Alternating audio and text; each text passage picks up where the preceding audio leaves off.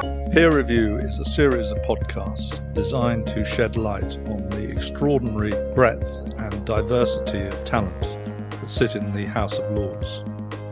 The House of Lords often gets a bad rap because it is thought to be a house of cronies and it is an unelected house. But I hope through these interviews you will see that there is this extraordinary talent, there is a great knowledge and experience, and with that I leave you to draw your own conclusions. Well, my guest today is Norman Lamont, Lord Lamont of Lerwick. And Norman, Lerwick is the Shetland Islands, where you were brought up. Indeed it is. The nearest railway station is Bergen.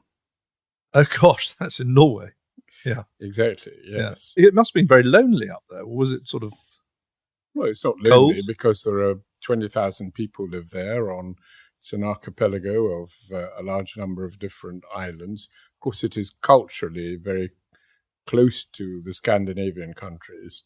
And indeed, it was part of the Nordic, I think it was Norway and Denmark, owned Shetland at one point. And it was lent to the King of Scotland on, I think, as a wedding present, was lent. The hope was that they would buy it back later, but it actually was a Scandinavian area for quite a while. Are you the first peer from the Shetland Islands, or have there been a lot of peers from the Shetland Islands? I'm not aware of anyone who's become a member of the House of Lords from Shetland. There was someone who became Prime Minister of New Zealand called James Stout. He emigrated from Shetland and went to New Zealand. So I don't know of anyone from Shetland who'd gone to the House of Lords. So there's another first, Norman? Well, sort of. I do have an ancestor, Arthur Anderson, not of the accountancy firm, Arthur Anderson, who founded the P&O company, the shipping company, the world's largest shipping company at one point.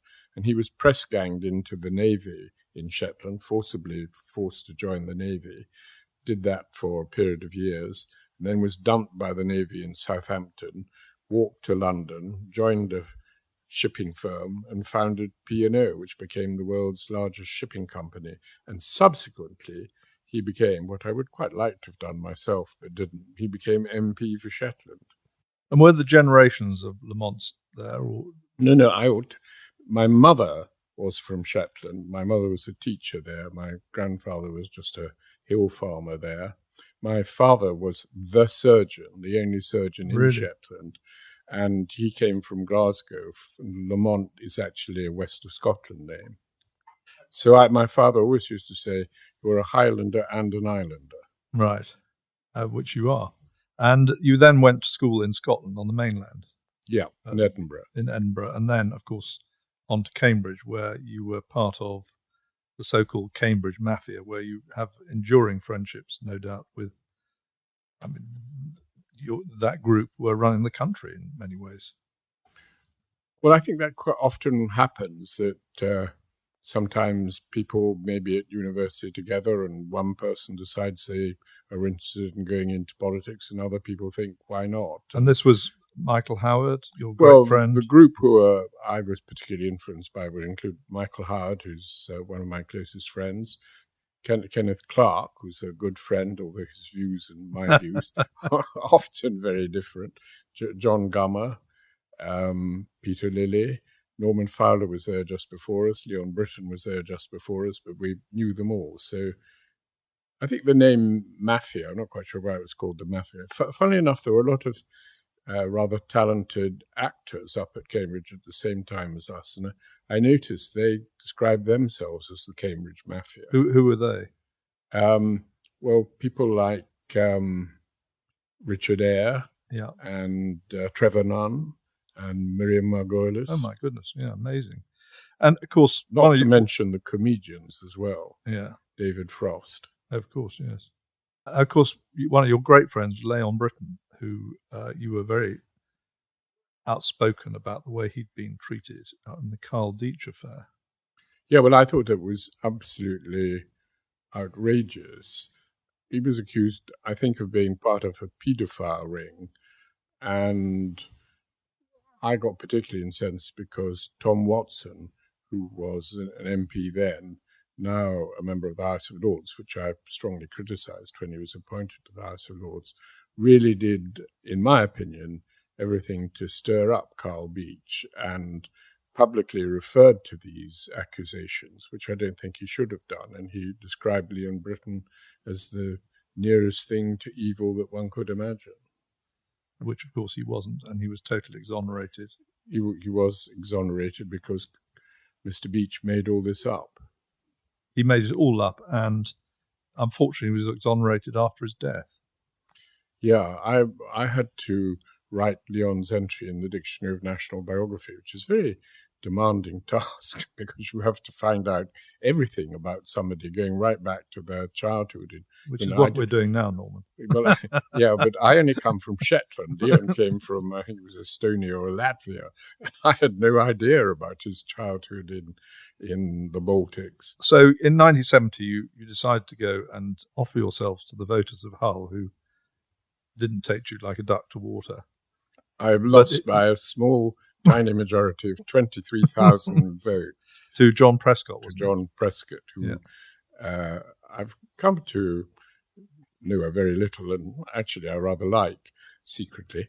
But he wasn't very friendly then, and I remember wouldn't talk to me, even though he defeated me by 23,000. And then Kingston upon Thames, 1972 election, they saw the light, and you became their MP. From Kingston on Hull to Kingston on Thames. Exactly. Anything in Kingston. You might end up living in Kingston, Jamaica. But I tried to get Kingston twinned with Kingston, Jamaica, but they weren't very keen. Oh, well, that's a shame. It's a great city. And you were obviously a backbencher for a bit, and then you caught the selector's eye, in other words, Margaret Thatcher, who was Prime Minister at the time. Talk me through, I think it was 79 you got your first job, wasn't it? Yeah, but Mrs. Thatcher very kindly put me on the front bench when she became leader of the opposition. I became a spokesman on finance and taxation, that sort of thing. So really I owed it all to her. Mm-hmm. I was, first of all, before that, I was PPS, Parliamentary Private Secretary to Norman St. John Stevers, who was the Minister of the Arts and who was under Margaret. And actually, that was when I first met Margaret, when I was working for Norman St. John Stevers, who was a very entertaining person indeed. And you became Minister for Energy and then Trade and then Defence. And in 89, I think it was, that you became Chief Secretary of the Treasury. Yeah. And worked with Nigel Lawson, who became your great friend. And you had your moments with Nigel, I think, but you had huge respect for each other. One of the things that you were tasked with was privatisation, I think, wasn't that the case? Not really. I mean, I was involved in it, all the Treasury ministers, but I think the lead junior minister on privatisation was John Moore, actually. Yeah, last no longer with us. Who's the last no longer with us, yeah. And you were very pro the privatisation programme. Yes, very much so, and was very much involved in things like trying to get mass share ownership of British Gas and all these other companies that were privatised. That was very much part of the agenda, the wider share ownership, something that I think the Conservative Party today has completely lost sight of. Not only has home ownership declined, but actually we don't even hear much talk about the need to encourage wider share ownership, to give ordinary people a stake in the country, a sense of what's going on in the companies of the country. And when Nigel was sacked or resigned, you were working for him in the Treasury. Yeah. And what was the sort of conversation that you had between the two of you at the time? Well, when I heard that Nigel was intending to resign, I was absolutely shocked because I had huge admiration for him. I thought he'd achieved great things. I didn't realize that he'd had this great tension with Mrs. Thatcher over Sir Alan Walters, her economic advisor, going around the boardrooms of the city talking down what Nigel was doing. And Nigel had, I think, understandably said to Margaret, this has got to stop, because you can't have someone from your office criticizing me publicly or semi-publicly. But Nigel kept things like that very much to himself. And the first I knew about it was when, there were some stories in papers, but the first time I had confirmation of it was really when I learned he was intending to resign. And I wrote a letter to him, urging him. I went to see him, urging him not to resign. But alas, he was absolutely determined. I think possibly Nigel had been Chancellor for quite a while then. And I think, in a way, he was quite happy to get out. Yeah, but of course he'd achieved this incredible tax reduction and tax reform, which you were part of. I mean, that must have been a very exciting time. Yeah, well, we sort of all yearn for it now. Yeah, Nigel's philosophy, which the Conservative Party has adopted or did adopt, was to have fewer reliefs but lower rates of taxation. So sometimes people weren't pleased with half of the deal, but you would get various tax reliefs phased out, but the basic rate of this or that would come down. And a simplified tax system, which of course is now so complicated. You then worked for John Major, and of course were around when Margaret Thatcher had her Caesarian moment, or Julius Caesar moment, shall we say. Did you have a direct conversation with her on that subject? Yes, I did. That was after the first ballot, where she was leading Heseltine, but it was obvious to me that she was going to lose on the next round. I mean, this may be disputed by people, but first of all, William Hague, who was then my PPS, brought me a list of about 12 to 15 people who had voted for Margaret, but said, you can't have a prime minister who has this proportion of a political party voting against her leadership, and I will not vote for her a second time. That was what these people... And another person, Michael Jopling, a former chief whip, came to me with another list and said exactly the same. So I knew for certain that people who had voted for her were not going to vote for her the second time, because they just thought the public image of a person who's had over 40% of her party voting against her in Parliament makes her position unviable. And I and a number of members of the Cabinet were asked to see her and asked our opinion individually. You went in individually? We went individually. And what I said to her was exactly what I've just said to you, that I thought she would lose. I said I thought it was in her interest to stand down. But I said, if you disagree with me, I will not say a word about this conversation outside this room, and I will campaign for you, but I think you'll lose. Mm. And if you look back on her legacy now, I mean, you're a huge fan, I think, aren't you? John Major decided to run. He asked you to run his campaign. Well, sort of. It's actually quite a funny story. There was no campaign manager initially when he was running, and a group of us who were supporting him used to meet and do all the things that a campaign team would, looking at the list of pledges we'd got, who were floaters, who were doubtful, and this all went on for several days.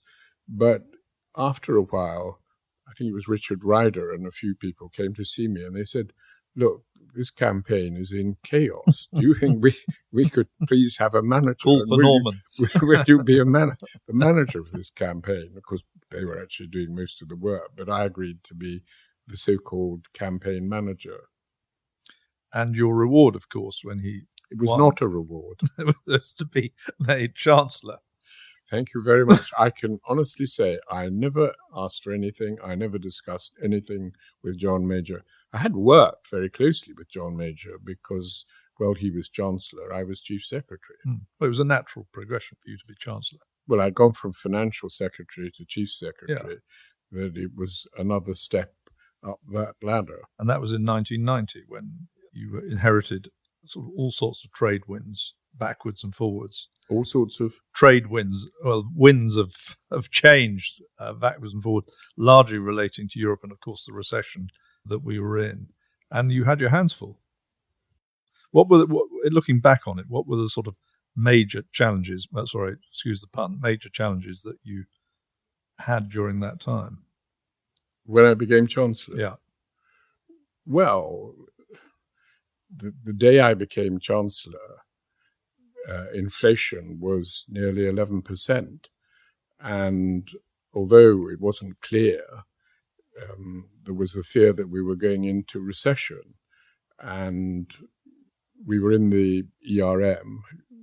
John Major had joined the ERM, which severely constrained our ability to lower interest rates. Did John Major discuss that widely when you went into the ERM? No, I think I knew about it the day before it was publicly announced. So I played no part in the decision, and so rather ironic, because the man who in the public's mind is most associated with that is me. And so enough, the ERM, just to explain, is the European exchange rate mechanism, which pinned our currency to a basket of European currencies. Yeah. Strongly supported by Nigel Lawson, let me say. And I was asked in the House of Commons by Giles Radici, a backbench Labour MP, why I hadn't resigned with Nigel. And it's ironic, I now think. I've replied because I don't believe in joining the ERM. And then not very long afterwards, I found myself administering the ERM. But so John Major didn't discuss the ERM with his key financial ally. He didn't discuss it with me. I think he asked me, would you be opposed to it the day before it was announced? And I gave a rather non-committal answer. So you inherited the ERM. Well, I inherited the ERM, but I inherited a high inflationary situation with an economy, although I didn't necessarily know this at the time, that was heading into recession. The ERM also did actually deal with a problem of inflation decisively. I mean, the day I became Chancellor, as I think I said, inflation was nearly 11%. After I left being Chancellor, inflation was not far from 2%. And the country was booming. But, you compare that now, we've got inflation of double figures, and we can't get it down. The reason that Nigel wanted to join the ERM was in order to counter inflation. He didn't believe in it as a step towards a single currency. He didn't believe in the euro. He was opposed to the euro. But he did believe that if you linked your currency to that of a strong currency that was very disinflationary, like the Deutschmark, your inflation rate would in the end converge with that of Germany. And in that sense, the ERM actually succeeded economically. It was a political disaster, but economically it succeeded in that. Well, as I said to you earlier, it was obviously a torrid time because for you personally, there was quite a lot of attacks, erroneous and really nasty things about you in the sort of media, that you'd come out of an off license or you had a rental thing. That must have been really unattractive, because none of them were proven. They were all total rubbish, weren't they? Well, there were a lot of stories that were largely invented, and it was all very mysterious to how they came and why they were put there and who put them there. But I think that sort of thing has become more commonplace now. But I think that was one of the points when things in the media started to get rather less pleasant than they had been. But how do you cope with those sort of things? You're under intense pressure. How do you personally cope? Not how, you're under intense pressure work-wise with the economy going all over the place. You've got nasty, salacious stuff being thrown in your direction. How do you sort of deal with those sort of things? Well, I regarded it all just as rubbish and irrelevant. I mean, I remember once being in Brussels, where I'd been holding talks with Monsieur Delors about the Maastricht Treaty and what we should do with the Maastricht Treaty. And all the people at the press conference wanted to ask me about was whether I'd bought a bottle of wine in the rather seedy area of Paddington. I was partly at fault letting it run so long because the story was completely invented, but I thought it didn't matter. It was such rubbish. And it was only after it had run for about a week, I discovered a receipt in my pocket that showed my bottle of wine had been bought somewhere not where the papers were saying I'd bought it. And I mean, I couldn't remember where I'd bought this bottle of wine. So your Chancellor being... I mean, let me just say about the papers. Yeah. I think the important thing in a job like that is to do what's right. And, the fact that people would misrepresent what one was doing, one just had to ignore the criticism. I'm always amazed. Newspapers can get very self-important themselves. I remember once I was asked exactly what you've asked me, how I coped with the newspapers. And I said, well, I don't read them very much. And I remember immediately the editor of one very prominent national paper complained to the Prime Minister that I didn't read the newspapers. Now you're an avid reader, I know that. You know everything's going on in the papers. But going back to being Chancellor, it came to an end quite abruptly. There was a big row. It was, again, relating to the ERM and Black Wednesday. Well, no, I think what happened, John Major asked me, there was a lot of discontent about the recession, the effects of high rates of interest, all this newspaper scurrilous non-stories didn't help.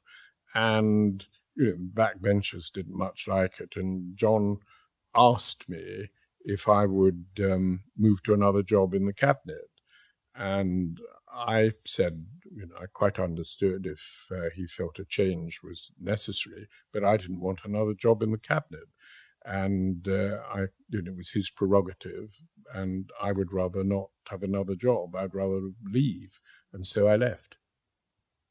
And I just delivered the budget in 1993, which was by miles the most unpopular of my three budgets, but it was also by miles the best, because actually the public finances after the recession needed putting in order. And I think the combination of the 1993 budget, which was fiscal consolidation, reducing the deficit, plus the fact that we got our inflation level even below that of Germany's, meant that we left Labour with a golden inheritance. And the consequences of that lasted for many, many years. And I regret to say the major beneficiary was Gordon Brown. Mm. Yeah, that's absolutely true. But coming back to the exit from the ERM and Black Wednesday, what was that? That must have been an incredible time. Well, yes. People often ask, what did I feel? I sort of can't answer that question. I didn't run around asking myself, what am I feeling about this? I just felt one has a job to do. This is a crisis. The government's policy is obviously undergoing huge stress. I had actually, before Black Wednesday, twice suggested to John Major that we suspend our membership, because I felt it was becoming inappropriate as a policy, because it was too tight, was causing too much unemployment, and it would be better if we suspend it. I didn't say withdraw, suspend it for some months or period until German interest rates came down again. But he was the father of this policy, and he didn't want to do that. And I accepted that. But because of that, when we were forced out of the ERM, as people put it, forced out, it's not quite accurate, but I, in a way, felt a degree of relief, because I felt we could get our interest rates down. The high rates had done their task. I had a tool which had disintegrated in my hands, and we were going to be in a stronger position. And although all this stuff about me singing in the bath was a little bit exaggerated, the press, it's interesting. You were reported to have been singing in the bath when we left the ERM. Yes, yeah. It wasn't quite true. But the press had, I think, discerned accurately that I thought this might all turn out for the best. And it did turn out for the best. Yeah. And you've held a strong belief, and in fact was the early advocate for not going into the single currency. I was a strongly opposed to joining the single currency. And under John Major, I negotiated the opt-out from the single currency. And I was absolutely determined that there would be no small print that could force us in or try to influence our economic policy to make it more likely that we would have to join. It was quite interesting because many of the Eurosceptics on the back bench of the Conservative at the time didn't believe the opt-out would work, and they believed we would be forced to join the single currency, but the opt-out did work.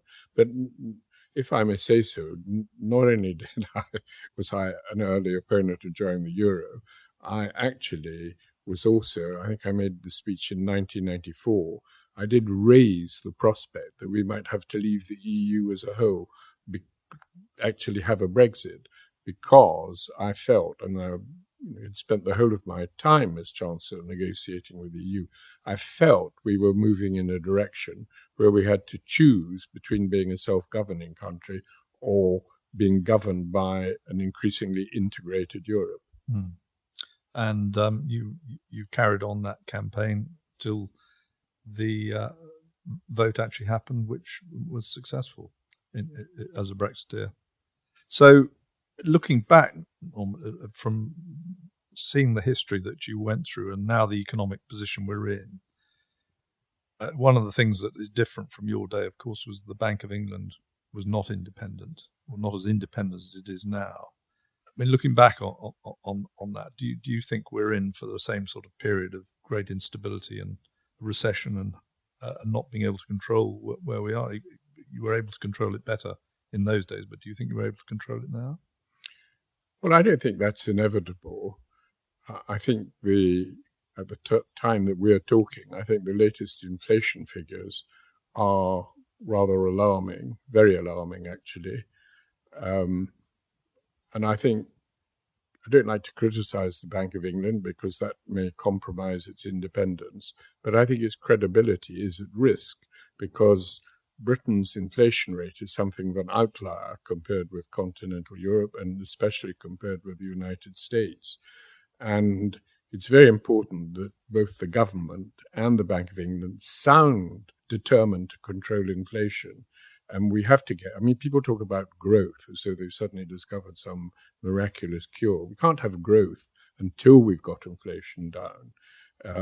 It's a common misunderstanding. People think that having fiscal responsibility, a low budget deficit or low inflation is incompatible with growth. They're essential first to getting growth. We've got to get that done first. And I think that Rishi Sunak understands that very well. He's inherited a very, very difficult position, but I think we could see inflation still by the end of this year. It's still possible for it to get down to 5%. It's not guaranteed. It looks less likely than it did, but it is still possible. And I think if the bank follows through, we could get inflation further down. It's absolutely essential. So inflation, in your view, is the enemy?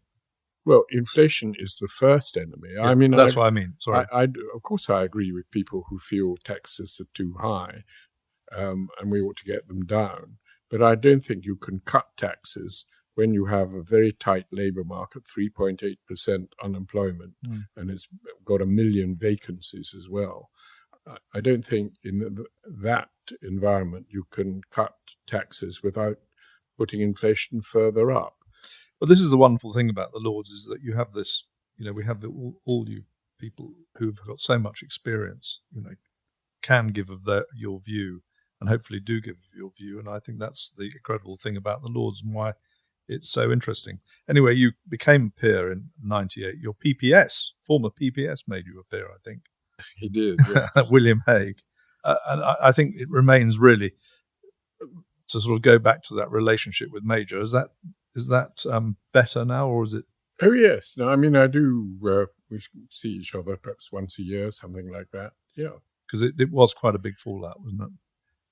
Well, it was a period where I read in newspapers we didn't talk to each other, something in that. But we do now. Good. But I always say grass grows over the battlefield. Yeah. That's a very good way to end. Norman, thank you so much for sparing the time. As always, it's brilliant listening to you, and wish you all the best in the next few years, because the country's going to need your advice and experience. Thank you very much.